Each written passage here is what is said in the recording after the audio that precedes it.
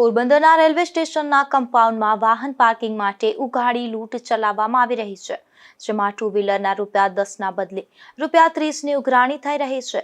ત્યારે આ મુદ્દે રેલવે તંત્રએ તપાસ હાથ ધરી કોન્ટ્રાક્ટર પેઢી સામે કાર્યવાહી કરવી જોઈએ તેવી રજૂઆત કરવામાં આવી છે। પોરબંદરના રેલવે સ્ટેશનમાં આવેલ વાહન પાર્કિંગનો કોન્ટ્રાક્ટ રાખનાર કોન્ટ્રાક્ટરોએ તેના માણસોને લોકોને લૂંટવા માટે બેસાડી દીધા હોય તેમ ટુ વ્હીલરના જ્યારે પાર્કિંગ માટે રાખવામાં આવે છે ત્યારે લોકોની પાસેથી ₹30 વસૂલવામાં આવે છે। પછી જ્યારે ટ્રેનમાંથી સ્વજનોને મૂકી અને બાઇક લેવા જાય છે ત્યારે તો કોન્ટ્રાક્ટરોના માણસોને પહોંચ બતાવી અને પહોંચમાં ₹12 લખ્યા હોવા છતાં ₹30ના ઉઘરાણા શેના કરવામાં આવે તેમ કહેવામાં આવે તો બચાવ માટે એવું બહાનું કાઢવામાં આવે છે કે અમે તો 24 કલાકના પાર્કિંગના તમારી પાસેથી ₹30 લીધા છે।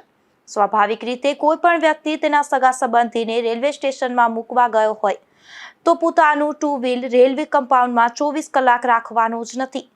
તેથી ચાલાકી વાપરી અને કોન્ટ્રાક્ટરના માણસો આ રીતે છેતરપિંડી કરે છે અને વિરોધ કરવામાં આવે તો ઉતાવળમાં ભૂલથી ₹30 લેવાઈ ગયા તેમ કહી અને પરત આપી દેવામાં આવે છે।